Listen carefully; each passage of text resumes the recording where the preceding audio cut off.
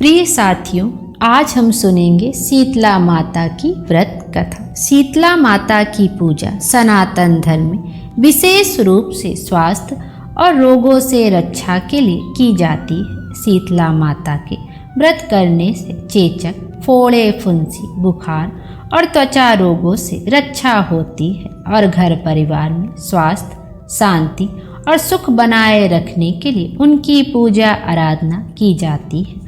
बच्चों की लंबी उम्र और रोगों से बचाव के लिए माता शीतला की आराधना की जाती है और गांव और परिवारों में महामारी और बीमारी से रक्षा के लिए भी उनकी पूजा की परंपरा है। माता शीतला को हमेशा बासी भोजन का भोग लगाया जाता है, जिसे कि बसोड़ा भी कहा जाता है। शीतला माता आरोग्य की देवी हैं। शीतला माता की कृपा प्राप्त करने के लिए आइए हम सुनते हैं शीतला माता की व्रत कथा। और आप सब भी कमेंट में शीतला माता की जय अवश्य लिखिएगा। एक बार शीतला माता ने सोचा कि चलो आज देखूं कि धरती पर मेरी पूजा कौन करता है, कौन मुझे मानता है। यही सोचकर शीतला माता धरती पर राजस्थान के डुगरी गांव में आई और देखा कि इस गांव में मेरा मंदिर नहीं है और ना ही मेरी पूजा होती है। माता शीतला गांव की गलियों में घूम रही थी। तभी एक मकान के ऊपर से किसी ने चावल का उबला पानी यानी कि मांड नीचे फेंका। वह उबलता पानी शीतला माता के ऊपर गिरा, जिससे शीतला माता के शरीर में फफोले छाले पड़ गए। शीतला माता के पूरे शरीर में जलन होने लगी। शीतला माता गांव में इधर उधर भाग भाग के चिल्लाने लगी, अरे मैं जल गई, अरे मैं जल गई, मेरा शरीर तप रहा है, जल रहा है, कोई मेरी सहायता करो। लेकिन उस गांव में किसी ने शीतला माता की सहायता नहीं की। वहीं अपने घर के बाहर एक कुम्हारन महिला बैठी थी। उस कुम्हारन ने देखा कि अरे यह बूढ़ी माई तो बहुत जल गई है, इनके पूरे शरीर में तपन है, इनके पूरे शरीर में फफोले पड़ गए हैं, यह तपन सहन नहीं कर पा रही है। तब उस कुम्हारन ने कहा, हे माँ तू यहाँ आकर बैठ जा, मैं तेरे शरीर के ऊपर ठंडा पानी डालती हूँ। कुम्हारन ने उस बूढ़ी माई पर खूब ठंडा पानी डाला और बोली, हे माँ मेरे घर में रात की बनी हुई राबड़ी रखी है, थोड़ी दही भी है, तू दही राबड़ी खा ले। जब बूढ़ी माई ने ठंडे ज्वार के आटे की राबड़ी और दही खाया तो उनके शरीर को ठंडक मिली।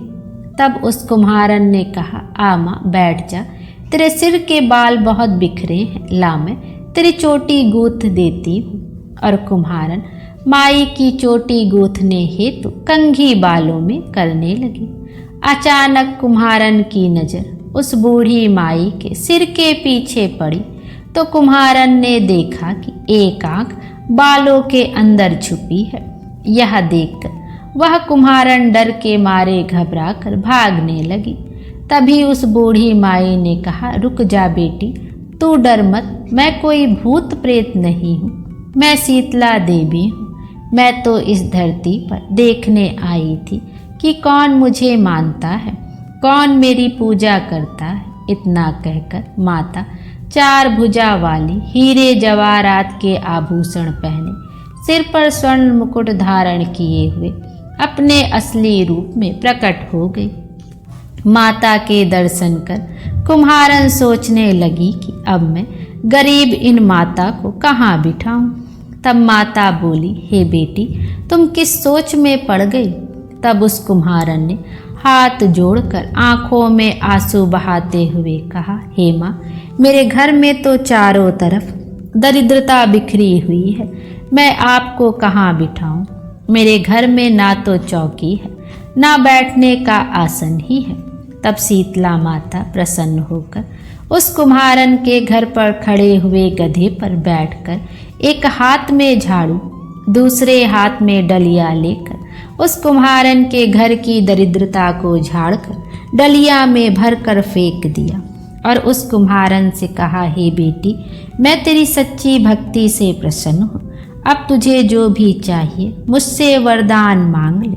तब कुम्हारन ने हाथ जोड़कर कहा, हे माता, मेरी इच्छा है अब आप इसी डुगरी गांव में स्थापित होकर यहीं निवास करें और जिस प्रकार आपने मेरे घर की दरिद्रता को अपनी झाड़ू से साफ कर दिया, ऐसे ही आपको जो भी भक्त होली के बाद की सप्तमी को भक्ति भाव से पूजा कर अष्टमी के दिन आपको ठंडा जल, दही व बासी ठंडा भोजन चढ़ाए, उसके घर की दरिद्रता को दूर करना एवं आपकी पूजा करने वाली महिला का अखंड सुहाग रखना, उसकी गोद हमेशा भरी रखना। साथ ही जो पुरुष शीतला अष्टमी को नाई के यहाँ बाल ना कटवाए और आपको ठंडा जल चढ़ाकर, नारियल फूल चढ़ाकर परिवार सहित ठंडा बासी भोजन करे, उसके काम धंधे व्यापार में कभी दरिद्रता न आए।